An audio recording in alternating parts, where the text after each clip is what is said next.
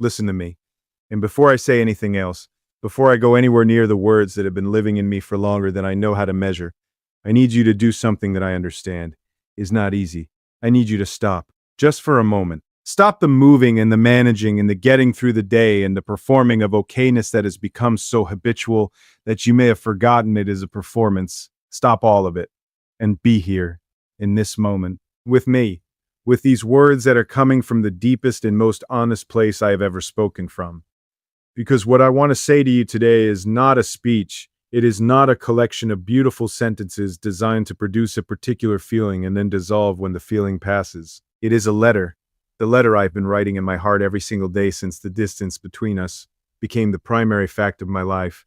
The letter that has been composing itself in the quiet of the early mornings and the long midnights, and every ordinary moment in between when the world was going about its business and I was going about mine, and underneath all of it, underneath everything was this. You, the specific, irreplaceable, entirely necessary fact of you in my life, and what it means that right now, in this season, you are not here in the way I need you to be here. I am still here. I want you to know that first before anything else. Before the explanation and the honesty and the full, unguarded accounting of everything I feel and everything I've been through in this season of waiting. Before all of that, just this, I am still here, still waiting. Still choosing you in the daily, private, nobody is watching way that real choosing actually works. Not as a declaration made once and then assumed to hold itself up without renewal, but as a deliberate, repeated, every single day act of orientation toward you. Of saying again today, with full knowledge of everything it costs and everything it requires, yes, still you, still us. Not the curated version, not the version designed to make me appear patient and noble and entirely at peace with the situation that is, if I am being completely honest, one of the most difficult things I have ever navigated. The real version, the version that has good days and impossible days and days where the faith is solid, and days where the faith is solid and days where it requires everything I have just to maintain it. The version that is fully human and fully real, and that I am offering you not because it makes me look good, but because you deserve my honesty more than you deserve my performance. So here it is, all of it, the whole truth of what it means to love you from here, from this place of distance and waiting, with everything that is in me. There are mornings, and I want to start with the mornings because the mornings are where the truth of this lives most clearly, before the day has had a chance to build its scaffolding of distraction and purpose around the central fact that greets me every time consciousness returns. The mornings are where I am most myself and most honest and most in contact with the unmanaged reality of what is happening inside me. And in the mornings, the first thing that arrives, before the list of what needs to be done and before the orientation toward the practical demands of the day, is the thought of you. Not a dramatic thought, not a thought that arrives with the intensity of something being summoned, just a quiet, immediate, entirely natural thought. The way the thought of something genuinely loved arrives without being called. The way the mind moves toward what it cares about most when it is not yet occupied with what it is supposed to be occupied with. You are the thing my mind moves toward first every morning, without exception, without effort, without the slightest sense that I am choosing to think of you. I am simply there in the first moments of a new day, and you are already present, already the primary reality of my inner world. Already the context within which everything else is going to be navigated. And there is a specific quality to those morning moments that I want to try to describe, because I think it contains something important about the nature of what I feel for you. It is not longing in the painful, aching sense, though, that is present too. It is more than longing. Underneath the longing, deeper than the missing, there is something that feels like certainty, like the undeniable, unshakable, argument-proof knowing of something that is simply true. You are the one. That is what the morning certainty says, not as a romantic declaration that I am making to myself to sustain the waiting, as an observation, a noticing of something that is simply factually, verifiably, experientially true, in the same way that the morning light is true, in the same way that the fact of being alive and breathing and present in this day is true. You are the one, and I am still here. And those two things together are enough to begin another day. But I want to be honest about what comes after the morning certainty. Because the day is long and the distance is real, and the honest account of what this waiting is requires me to tell you about the harder parts too. The parts that do not resolve neatly into morning certainty. The parts that sit in the middle of an afternoon or the depth of a night and do not feel like certainty at all. The parts that feel like questions, like doubt, not of you, not of what we are to each other, but of the sustainability of this. Of whether the love that is so clear in the morning can actually carry the full weight of the distance it is being asked to carry. I've had those moments. I am not going to pretend otherwise. There have been afternoons when the silence between us felt not like the comfortable silence of two people who have built enough trust to not need constant contact, but like a genuine worrying. What is happening in that life I am not in silence? There have been evenings when I have sat with something I wanted to tell you and been unable to tell you and felt the specific frustration of a connection that is real and deep and genuine being limited by the practical constraints of distance. There have been nights when the bed that should have you in it does not have you in it, and no amount of certainty about what we are to each other changes the immediate, physical, entirely real fact of your absence. I am telling you this not to make you feel guilty, not to perform the suffering of waiting in a way that is designed to move you toward a particular response, but because I promised you honesty, and honesty requires me to tell you the whole truth. The whole truth is that this is hard, really hard, in the way that only the hardest and most important things in life are hard. Not hard because something is wrong with us. Hard because something is genuinely significant between us and significant things. Ask significant things of the people who care about them. And I want to tell you what keeps me here, what keeps me choosing this, choosing you, choosing the continued commitment to something that is costing me something real in the daily terms of my actual life. Because I think you deserve to know, not in the abstract, not in the vague language of love that sounds true, but does not actually say anything specific, but in the concrete particular. This is the actual reason why you keep me here. Not the idea of you, not the romantic projection of you, the actual, specific, real you, the you that I have come to know through all the time and all the conversation and all the different kinds of circumstances that have revealed the full picture of who you are. The you that is complicated and beautiful and sometimes difficult and consistently worth every difficult thing. The you that has shown me things about what genuine connection feels like that I did not know before you. You that has, by the simple fact of being who you are with me, raised the standard for what I understand love to be capable of. Let me tell you what I mean by that. Because it is not a compliment, it is something more specific than a compliment. It is an observation about what you have done to my understanding of love by being genuinely, authentically, fully yourself with me.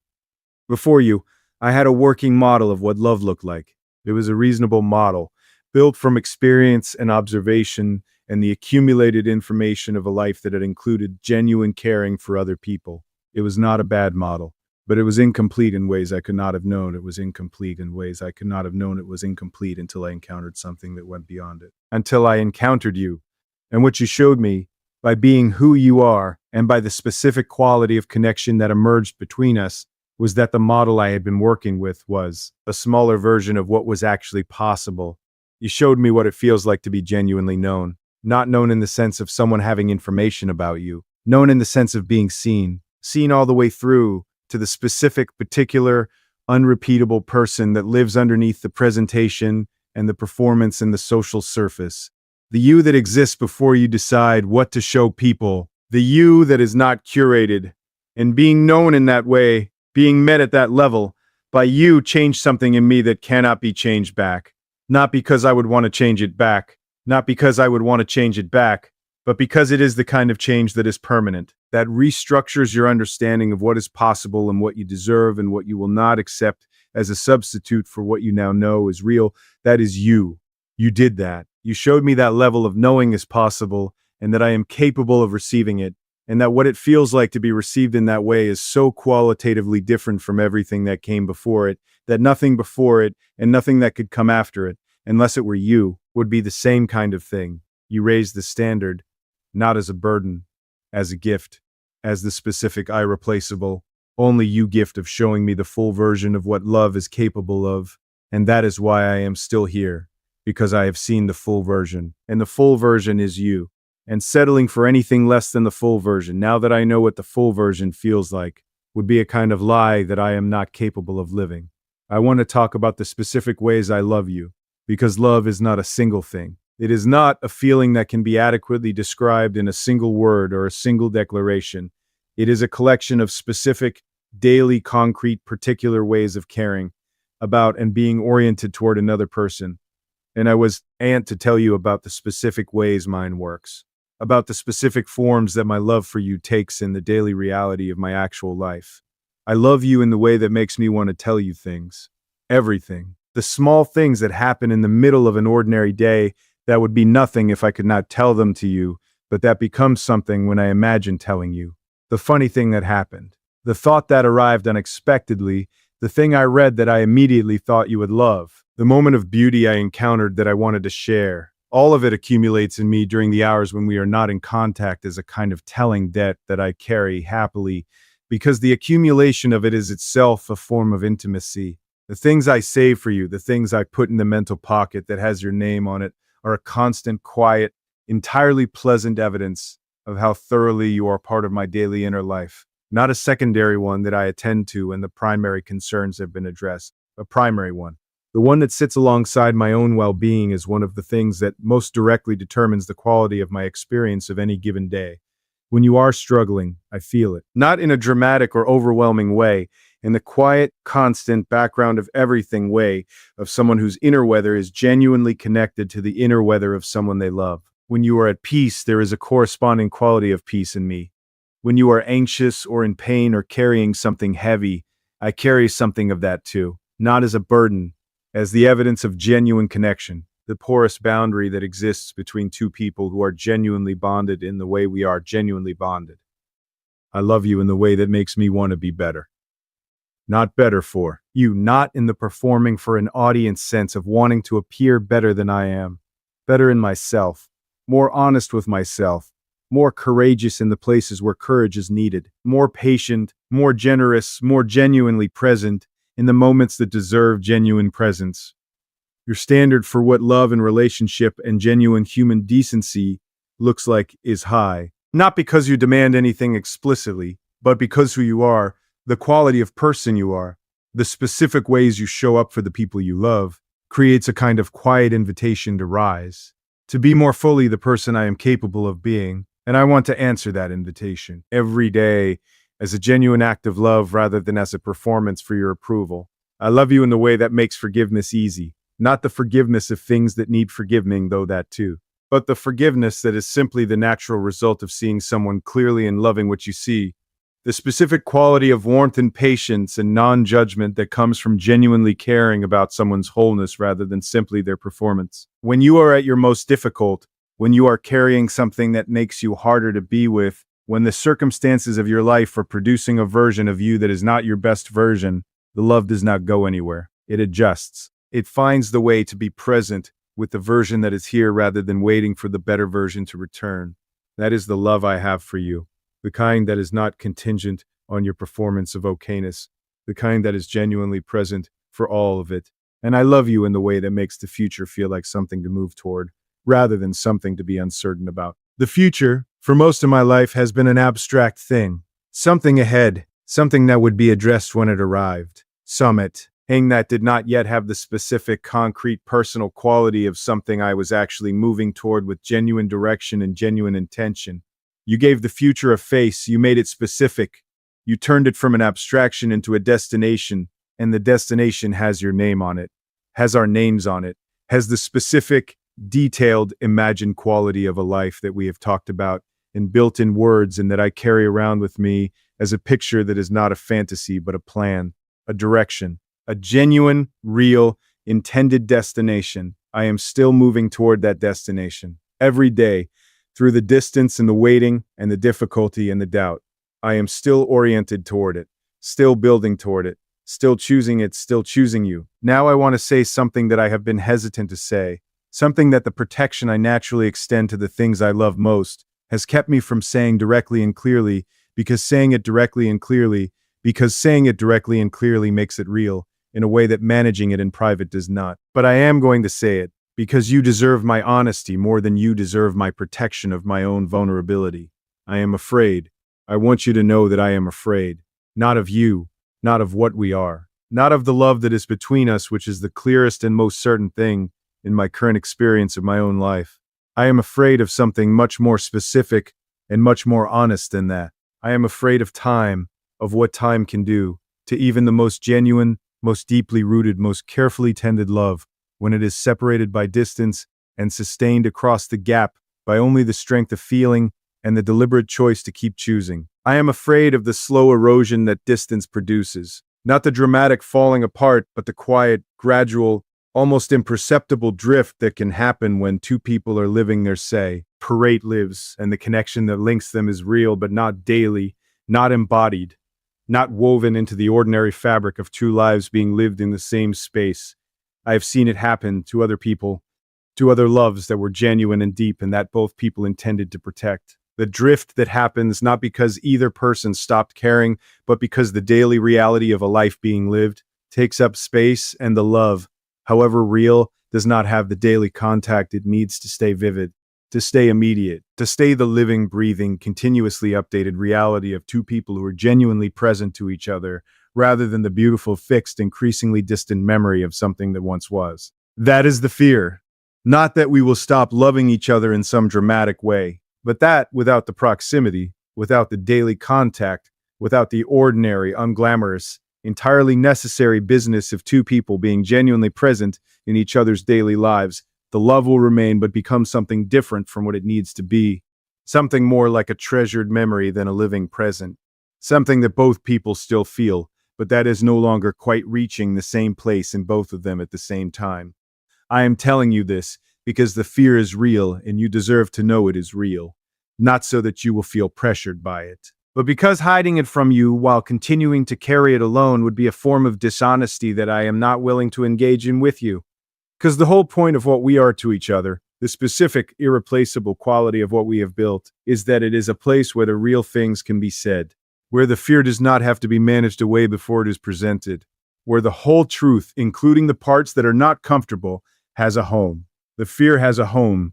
The fear has a home here, with you, in the home, sty between us. And the saying of it, the bringing of it out of the privacy of my own carrying of it and into the space between us, already makes it smaller, already makes it more navigable, already reminds me that the very act of being able to say this to you is the evidence that what I am afraid of losing is still here, still real, still the place where the hard truths can live. And alongside the fear, I want to tell you about the hope, because they coexist in me, the fear and the hope, and the account would be incomplete without both of them. The hope is not the easy, unexamined, everything will be fine kind. It is the harder kind, the earned kind, the kind that has looked at the difficulty and the fear and the real cost of the waiting and has chosen, with full knowledge of all of that, to remain.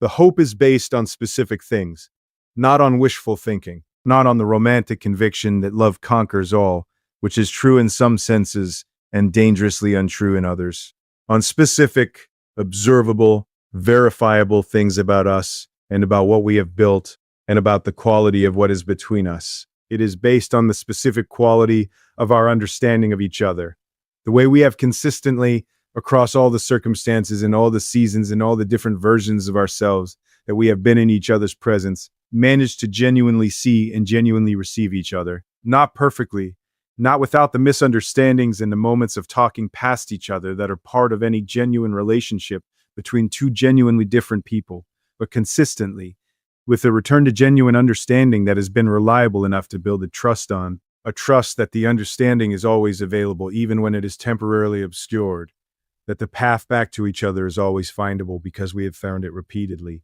and know what it lives like.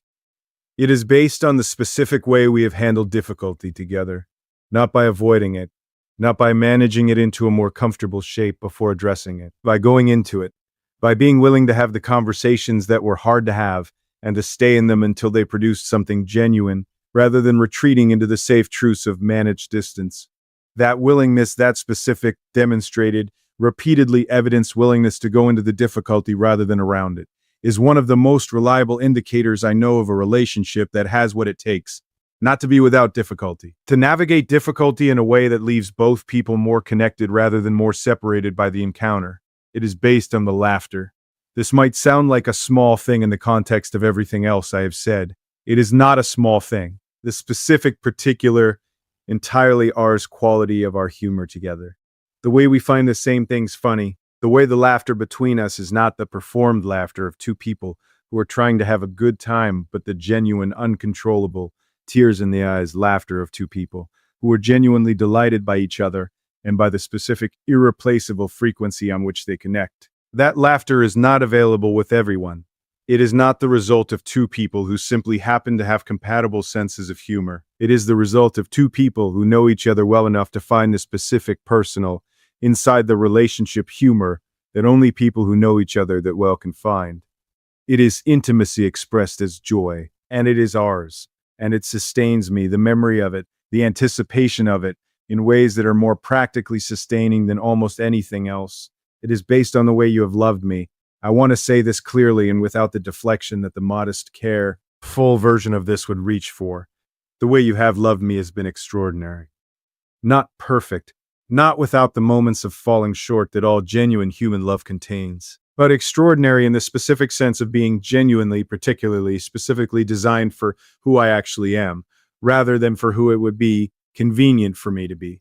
You have loved the actual me, the complicated, sometimes difficult, not always easy to love, actual me, with the specific patience and the specific understanding and the specific understanding and the specific understanding and the specific understanding well-being rather than simply your experience of me that distinguishes real love from its approximations. That love has changed me, the way that being genuinely loved by someone who sees you clearly changes you, not by making you into something different, by making you more fully yourself, by creating the conditions in which the best and most genuine version of you can exist without the defensive performance that insufficiently safe environments require. You have been a safe place for me to be myself. And the self that has existed in your presence, the specific, unguarded, fully inhabited version of me that emerges when I am with you, is the version of myself that I most recognize as true, the version I most want to be in all the other parts of my life. That is not nothing.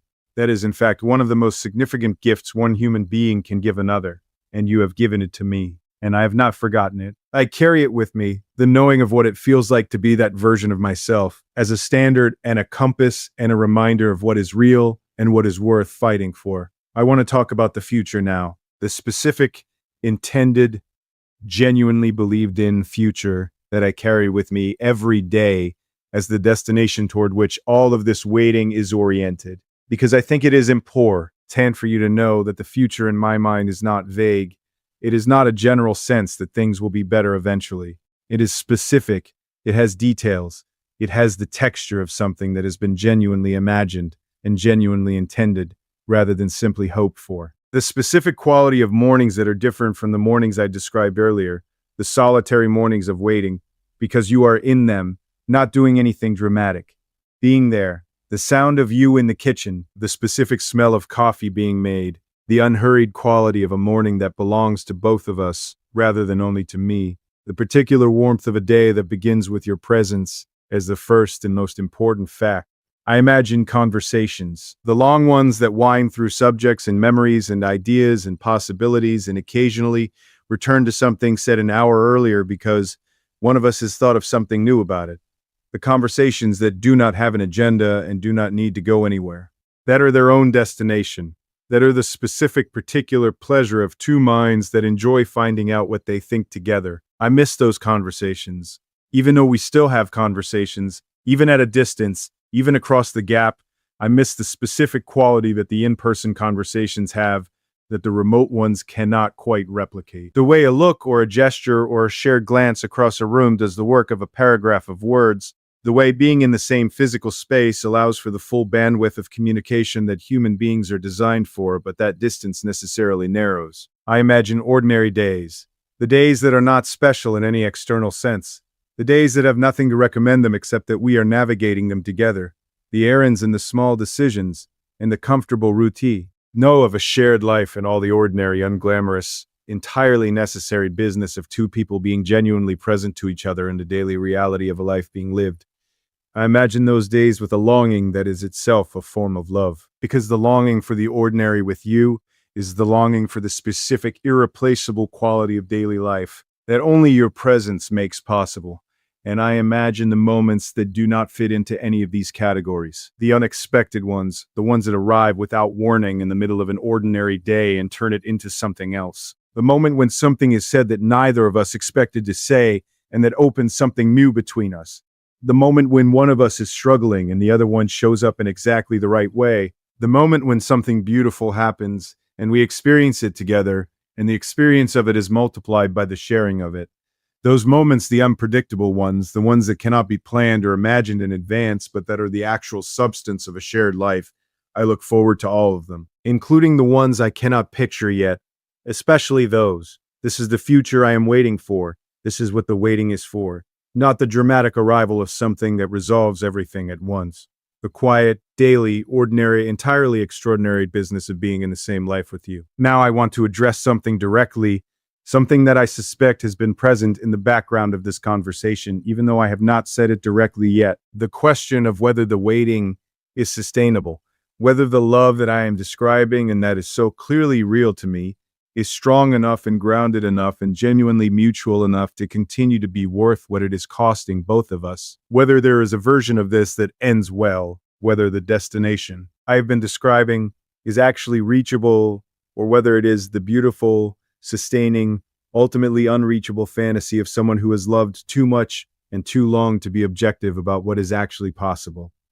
I want to answer this honestly, not with the defensive certainty of someone who cannot afford to examine the question, but with the genuine thoughtful, I have actually sat with this honesty of someone who has considered the question seriously and arrived at a real answer rather than a reassuring one. The honest answer is this: the love is real, the connection is real, the specific, particular, irreplaceable quality of what we are to each other is real, and it is not available elsewhere, and it is not the product of projection or wishful thinking or the inflation of something ordinary into something extraordinary because the wanting is strong. It is genuinely extraordinary. I know the difference. I have felt both, and what is between us is the extraordinary kind, but love being real and extraordinary does not by itself make the future I am describing inevitable. It makes it possible. It makes it worth fighting for. It makes it the most important direction available to me for the investment of my energy and my commitment and my genuine daily choosing. But possible is not the same as inevitable. And the making of it real, the actual building of the future I have been describing, requires things from both of us that loving each other, even genuinely and deeply, does not automatically provide. It requires the willingness to choose actively and repeatedly, not just to feel the love, but to act in the direction of it. To make the decisions that move toward the future rather than the decisions that maintain the comfortable but ultimately unsustainable status of the waiting, to have the conversations that are hard to have about what this is and where it is go, ending and what each of us needs from it. To be honest about the costs and the limitations and the things that need to change for the future to become real rather than remaining beautifully imagined. And it requires courage from both of us, the specific, genuine, going all the way in courage that genuine love asks of the people who feel it. The courage to choose the full thing rather than the managed, careful, always slightly held back thing that is easier and safer and ultimately less than what this deserves. The courage to say with everything you have and with full knowledge of what it costs, yes, completely yes, not eventually yes, now yes. I have that courage. I want you to know that I have it, not because I am fearless. I have told you about the fear, but because the courage and the fear are not mutually exclusive. Because courage is not the absence of fear, it is the choosing forward in spite of the fear. And I am choosing forward every single day. In the daily private, nobody is watching way that real courage actually works. Not as a dramatic gesture, but as a quiet, continuous, entirely genuine orientation toward you and toward us and toward the future that I am still building in my heart and my intention and my daily choosing. My love, I want to say your name right now. I want to say it the way I say it when I am most completely myself and most completely present with you. The way it sounds when it is not a label or a greeting, but an act of genuine address, of genuinely turning toward you, of saying, I see you, I am here. I am speaking to you specifically out of all the people in the world because you are the one who matters most, because you are the one I am still here for. I have been thinking about something lately, about the nature of waiting, about what it actually is and what it does to a person, and what it can become if it is inhabited well, rather than simply endured. Because there are two kinds of waiting, and they produce very different people, and I want to be honest with you about which kind I have been trying to practice and how well I have been managing it. The first kind of waiting is passive. It is the waiting of someone who has put their life on hold while they wait for the thing they need to arrive, who has stopped growing and stopped fully inhabiting their present because the present feels like a holding pattern rather than a real destination, who is living in anticipation of the future rather than in genuine engagement with the now. This kind of waiting is a form of absence, an absence from the actual life you are living while you wait for the life you want to begin. And it produces a person who is, paradoxically, less ready for what they are waiting for when it arrives because the waiting itself has atrophied their capacity to be fully present and fully alive and fully engaged with the real. It is the waiting of someone who continues to fully inhabit their present life while holding the future they are working toward in one hand, who grows and learns and becomes more fully themselves during the waiting rather than suspending that becoming until the waiting ends, who treats the period of waiting not as a pause in their real life, but as a genuine, valuable, formative chapter of it, who arrives at the end of the waiting as a more developed, more genuinely themselves, more fully ready person than they were when the waiting began. I have been trying to practice the second kind, with varying degrees of success. There are days when I manage it beautifully, when the waiting is genuinely inhabited, when I am growing in it rather than simply enduring it, when the love for you and the missing of you is present, alongside a genuine engagement with my own life, my own elopement, my own daily experience of being alive rather than displacing it. Those days feel right. Those days feel like the right relationship with the waiting that has to be sustained over time rather than concluded immediately. And then there are the other days. The days when the first kind of waiting takes over, when the absence of you becomes the primary fact of the day, and the present life feels thin and provisional in comparison with the imagined future life where you are present. Those days are harder. Those days require more active choosing, more deliberate returning to the practice of genuine presence in the life that is actually here. I am telling you this because the active waiting, the second kind, is one of the things I am committed to not just for my own well-being, but for ours. Because the person who arrives at the end of the waiting is more fully themselves, as having genuinely grown and genuinely developed and genuinely developed and genuinely become more of who they are capable of being during the time of the waiting, is a better partner for you than the person who has simply survived the waiting. The waiting is building something in me, and what it is building is in part for you, for us, for the quality of presence I will be able to bring to our life when the distance is no longer the defining condition of it. Let me tell you about some of what it is building, not as a performance of growth, as a genuine sharing of what the waiting has been doing in me that I want you to know about. It has been building patience, real patience, not the impatient performance of patience that grits its teeth and waits because it has no other option, but the genuine, internalized, has actually changed the way I experience time kind. The kind that has come from having no other option for long enough, that the resistance to having no other option has gradually given way to a genuine acceptance of it, and in that acceptance something unexpected, a quality of presence in the individual moment that the anxious rushing toward the future was preventing.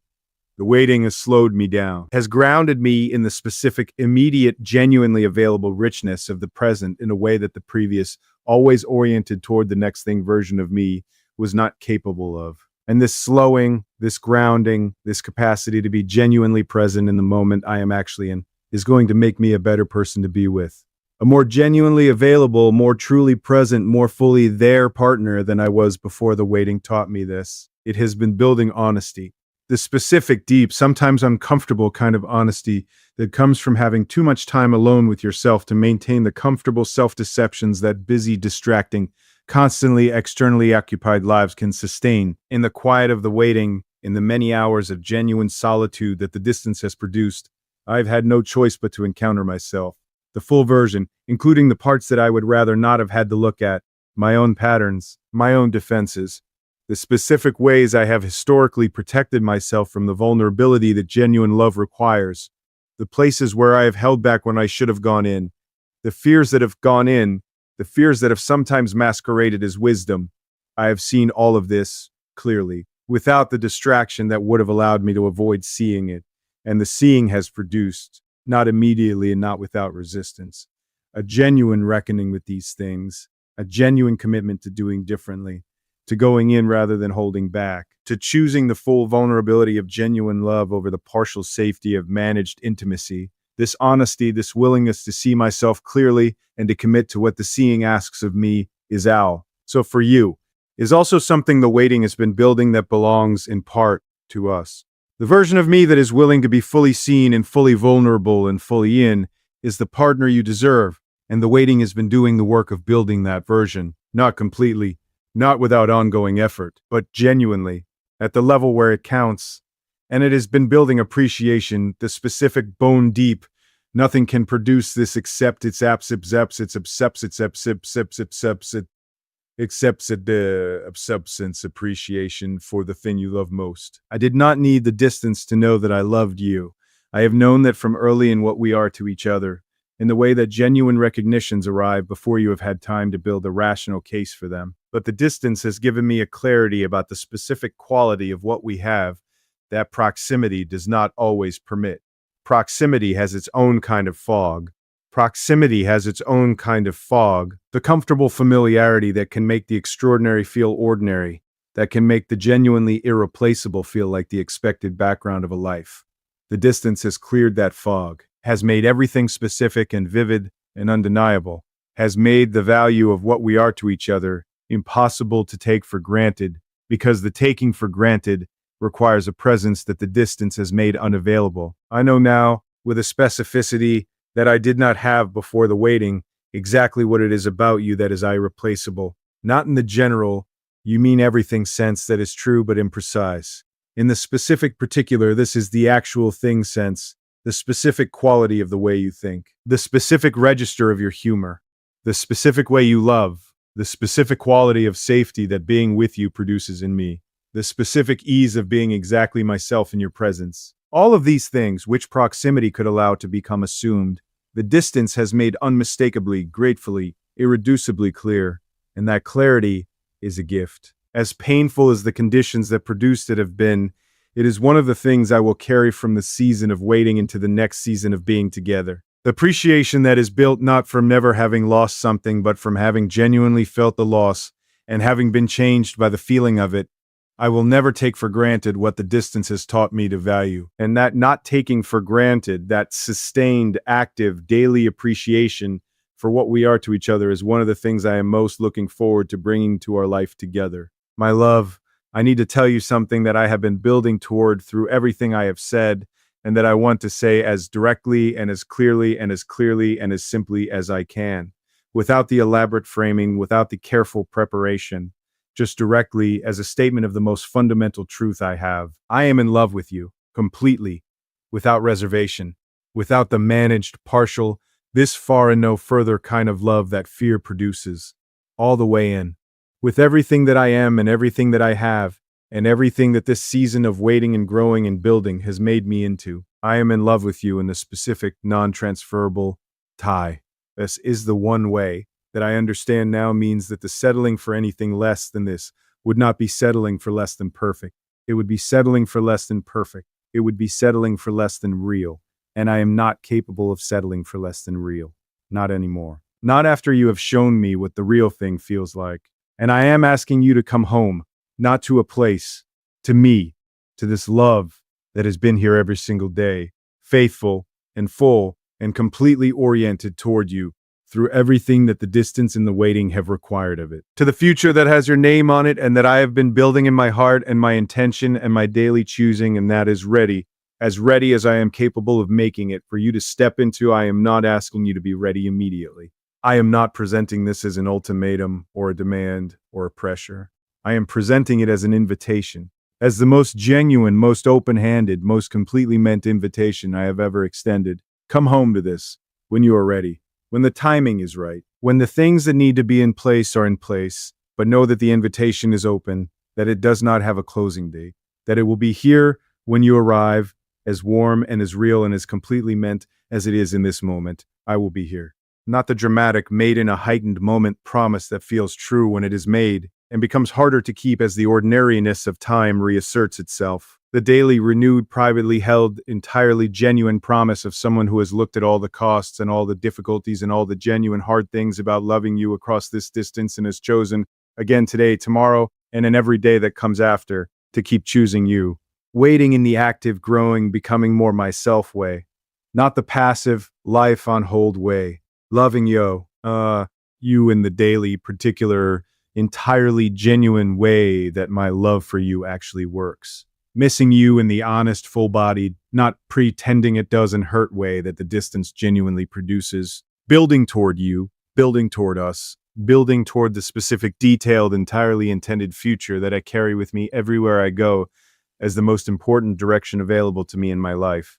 The mornings will still begin with you. The thought of you will still be the first thought. The certainty that you are the one will still be there, not as a declaration made to sustain itself, but as the simple, observed, verifiable, daily renewed truth of someone who has looked at the question honestly and found every time the same answer. You are the one. I am still here. Come home. Not someday, when it is time. When the two separate journeys that have been running in parallel, yours and mine, find the point of intersection that has always been their destination. The moment that has been being prepared by everything that has happened and everything we have each been through and everything we have each become in the becoming. That moment is coming. I believe that with everything I have, not as wishful thinking, as genuine, grounded, evidence-based, entirely real faith in what we are and what we are capable of, and what the specific quality of love between us is capable of producing when it is finally given the conditions it deserves. The conditions are coming, you are coming, and I will be here when you arrive. I am already here. I've always been here. My love, I am still here waiting. And I would wait 1,000 more days just to have one day with you. That is what our days are supposed to be. You are worth every single one of them. Come home,